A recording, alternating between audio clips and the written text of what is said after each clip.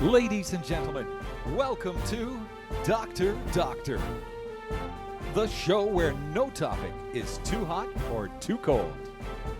Whether it's politics, religion, relationships, entertainment, or everyday life, you will be hearing from the experts.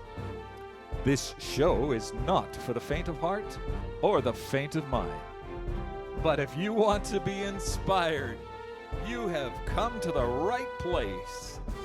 And now, prepare to be enlightened as we introduce the host of Dr. Doctor, Dr. Peter Tassi, and his close advisor, Dr. Fooch.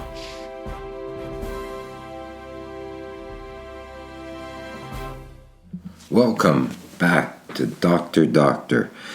Glad to have you back and joining us today. I hope you've had a good week and all is well, especially during this very difficult time, not only here at home, but worldwide with this virus. But we will stay well as we can, and we will utilize this time to maybe reflect on our own lives and reconcile issues or problems and turn ourselves into better human beings, which we can do at the worst of times, as sometimes the worst of times is the best of times to do just that. Those that make out best in life are those that make the best of the way things work out. Today our topic is hate, and we see a lot of that, I'm sure, in our personal lives with people. People hate. We see it with in the lives of other people. We see it in society. We see it in nations, where an entire nation can be convinced to hate a certain groups of people or other countries. And it's this kind of hate. Hate is a very powerful driving force, not only personally in our own lives, but on a national level, where it can lead to wars and total destruction. So today, let's take a look at hate and what it does to us as individuals, as a community, and as a nation. I've always been fascinated by this emotion. I, no different than you, have always been tempted to hate. Or I've been drawn in by others to hate. Have you experienced that, where you've been tempted to hate, or others have tried to draw you into hate? But this is a temptation that I think that for the most part I've avoided in my life, and I think that you have too. But nevertheless, it's a temptation that's always there because we're surrounded by a lot of it. And in spite of how destructive hate can be, we see other people, some people resort to it all the time. It actually becomes a way of life for some people. What is hate? It's an extreme hostility and aversion to someone or something. And that hostility and aversion is so great when you're hating that it leads to aggression and violence and all kinds of terrible things. Hate is a neurosis, which is what we're talking about here, where we have extreme anger, extreme anxiety, and all these things. Hate is a neurosis that builds up and affects us on every level, mentally, emotionally, spiritually, and actually affects, according to studies, it affects our body organs and the natural processes of our body. So hate is very destructive. You know, we've heard a lot of studies about how stress will affect us physically, how stress can lead to all kinds of diseases and even cancer. Well, hate falls into that category as well. I've seen hatred destroy people's lives and families. I talked about this before. We talked about marriage breakups. You know, isn't it amazing that Sometimes in a marriage breakup, you'll see couples criticize and try to destroy their ex and hate their ex for 30 years. 30 years later, they're still talking about their ex like the divorce happened yesterday. And it never ends. It never leaves them, to the point where hate actually becomes a part of who they are. It becomes their identity. And we'll talk a bit about that later in terms of adopting self-pity and victimhood as your identity. You know, during a divorce, you'll see couples where the hate and the anger, consequently the anger, is so great that they will destroy their entire life savings and their financial life, giving it all to lawyers, fighting a battle that can't be won, or there's only losses. People only lose. But they'd rather see all their money being paid to lawyers to do everything they can to destroy that other human being. More importantly than the financial destruction is, what does this do, this hatred, to our children? What the effect does it have on our kids? We're educating our kids from a young age when we do this, that they are taught to hate. They learn hatred because it's not in their nature to hate children. They're taught hatred. It's in their nature to love their parents, to admire their parents, look up to their parents. Their parents are their mentors and models, almost to the point where no matter what a parent does, a kid will still love their parent. But when they see their mother and father going at it like this, they're actually learning to hate. And we play a big part when we do this in destroying their lives. In our work environment, sometimes we see people we work with who hate their boss to the point, and it may be a bad boss, may be a boss that knows nothing of justice, could be a boss that's cruel, could be a boss that's a dictator and authoritarian and no regard for anybody, no empathy, no nothing. But the recipient chooses to hate and will hate that boss for 20 years.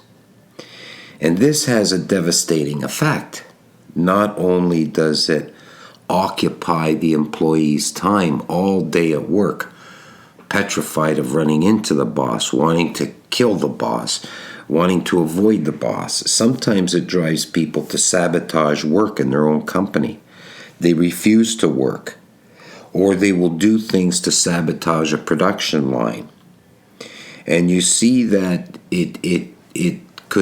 that hatred could have a ripple effect on other employees, on the production of the company, and on one's own job.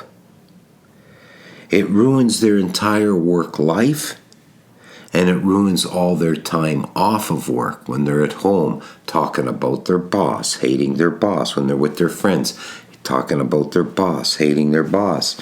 It just is, hate is an all-consuming thing, no different than love.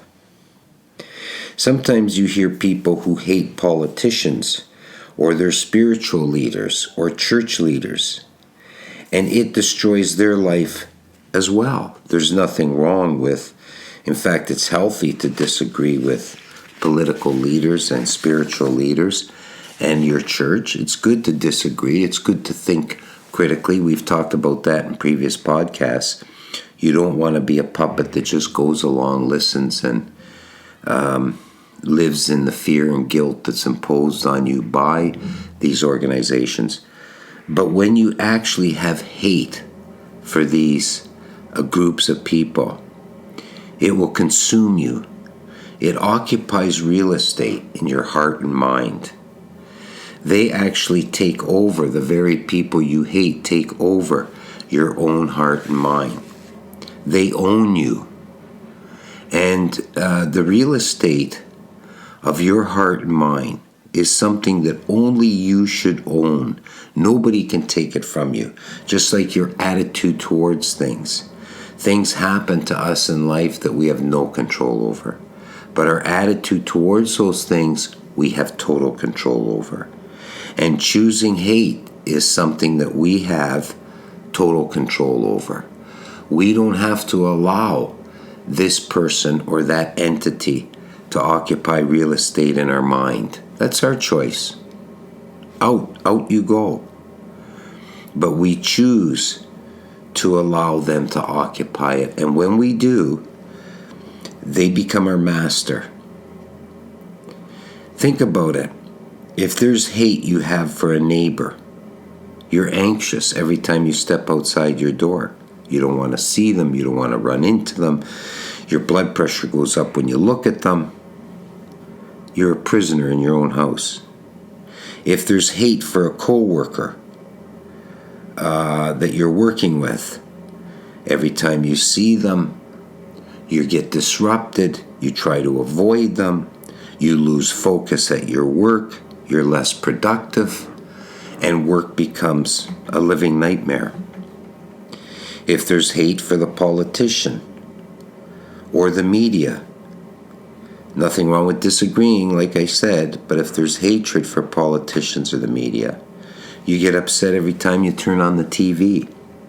You see the real estate they take up in your heart and mind. If there's hate for a religion or your church, and you're made angry every time you are with a friend or a colleague who talks about religion or about their faith or about the beautiful things they're doing in their church, this destroys your relationships with your friends and peers and colleagues and so on and so forth. If there's hate for an ex-employer after you've left work, after you retired, if there's hate for an ex-employer who treated you unjustly and maybe other people unjustly, they occupy space in your heart and mind again. And they will occupy that space until the day you die. They will control your conversations, your mood, and they will impede on you having a wonderful retirement, consumed by the hatred you had for the people you worked for. So, really, what hatred does, like love, the opposite of love, is that it forces us to surrender, and we turn our life over to the one we hated. Just like love forces us to surrender and turn our life over to God and the people that we love. You've lost the war when you hate. You're no longer free. You're now a prisoner of war. We call them POWs, prisoners of war. Maybe in this regard, we should call it POHs, prisoners of hate. So this leads me to the question, why do we hate? What are the reasons for hatred? And there's different reasons people have stated for hating, why people hate. Some say it's the fear of things that are different. Anything outside our own group or our own set of norms, outside of anything that's the status quo in life, what we've grown to be comfortable with, even though we can grow comfortable with being miserable. We see those things as a threat. So anything outside of the world we live in and that is different from us, we fear it because we think that it will in some way take us away from the life we're living, challenge us to change the life we live, and so we hate it. Others will say that it's because we hate that which we fear within ourselves. Freud called that projection, and if you listen to the podcast on Freud, I talked about projection. Freud called that projection, rejecting in others what we don't like about ourselves. And we see this in things like with homophobia and other things, many things, that we often project and hate things in others and other people who threaten us because they remind us that those very things exist within us. And we can't deal with that part of ourself. Some say hate is a choice we make based on how we are raised, that we're learned from childhood. I agree with this as well. That we are raised, we are born. In previous podcasts you heard me talk about this, that really our true nature is to be beings of love. That's true to who we really are.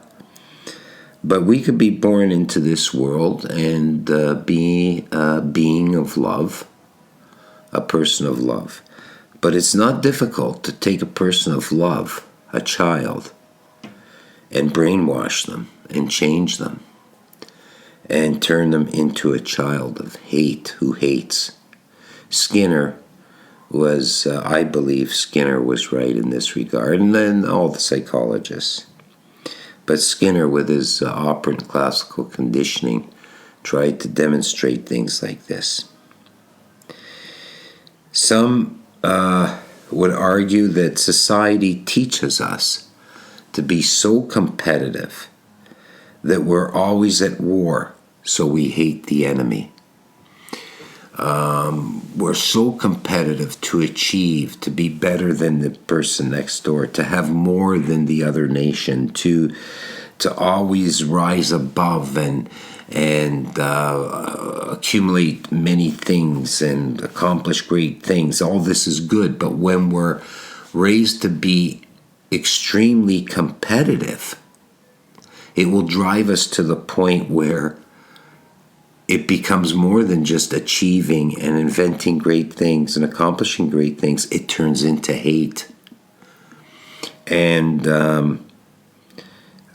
this competitiveness with other people, with our neighbor next door, with our sibling, with our children, with our parents, high, intense competitiveness can drive us from a healthy ambition, propelling us to do good things, into a life in which we hate others and drive us into war.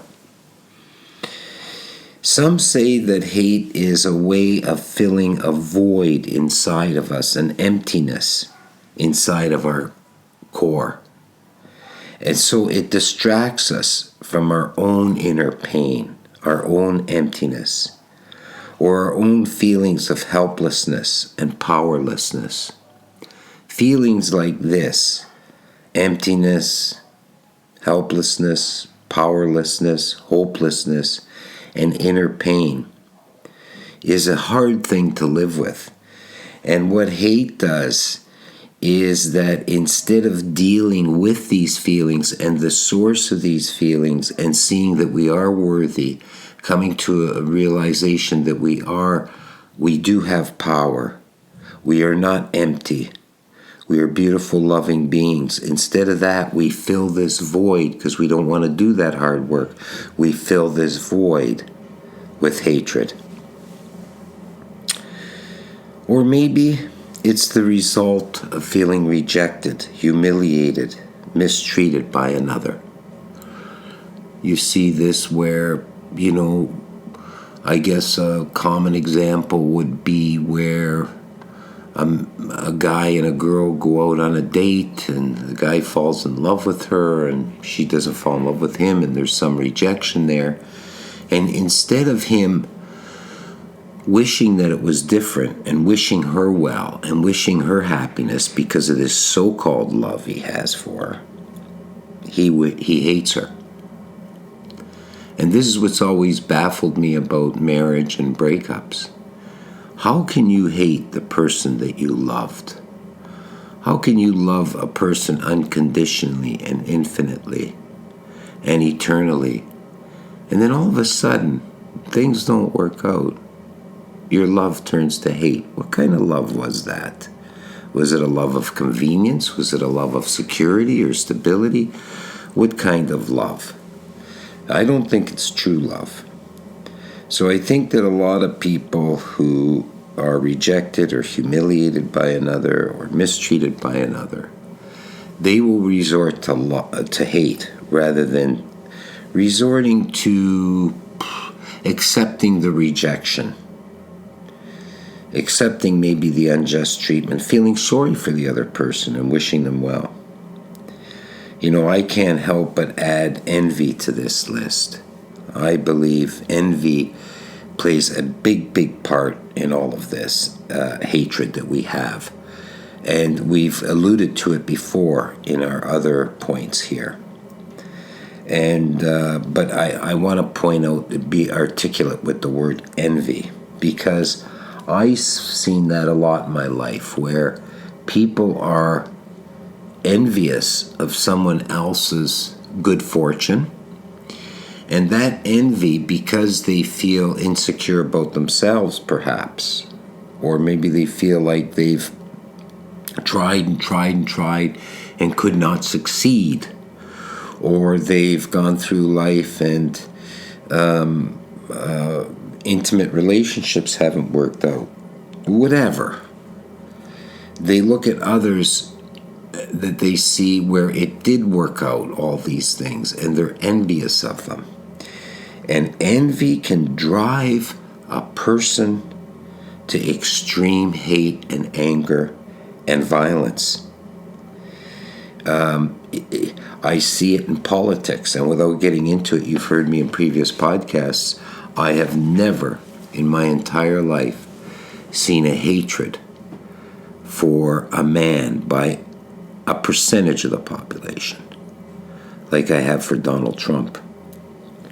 No matter what he does, how many good policies he has, one after another, booming economy, helps the African American, the minority groups. I don't even have to continue.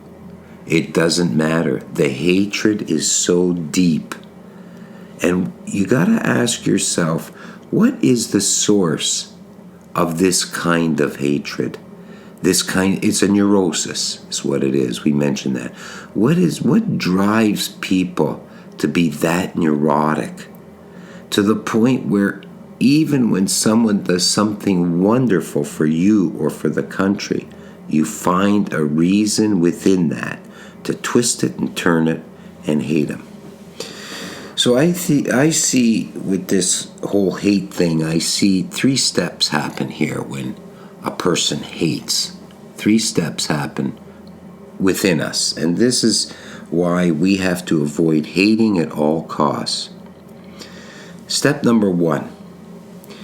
It prevents us from working on our own poor self-image. It distracts us from taking care of our own skeletons and paying attention to the lack of love that we have for ourselves. At the same time, hating distracts us and prevents us from seeing the beauty and the talents that we have. So when you look at other people, you may see things that you wish you had that they have. But don't despair. Don't hate them for it. Don't be envious or jealous. Instead, focus in on the beautiful parts of you that they don't have. So, in step number 1, what hate does to our lives, it prevents us from working on ourself. And it prevents us from seeing the beauty within ourselves. Step number 2. When we hate like this, we slowly lose grip of what we were created to be. And we, as I mentioned, we talked about this in previous podcasts. We lose grip of what we were created to be and what we were created as, what exists at our core, loving, creative, productive people.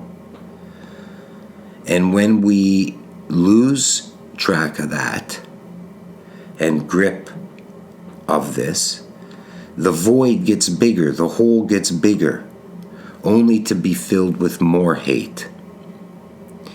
And what comes with this hate and losing sight of what we truly are comes these feelings of entitlement, self-pity, victimhood, and the gradual slipping away of our own happiness and falling into living a life of misery.